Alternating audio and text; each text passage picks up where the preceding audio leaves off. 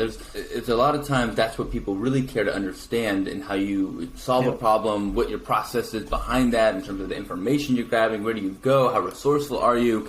They are within those scenarios versus that elicit some sort of response, almost kind of give you a template of how to respond, versus offering some level of creativity that doesn't have that structure. But how do you collect that information and then communicate whether, if you do it in your interview process, how do you score answers like that in a way that you're accurately recording their level of, whether it's aptitude or critical thinking or whatever attributes? How do you record those out of those kind of more open-ended answers?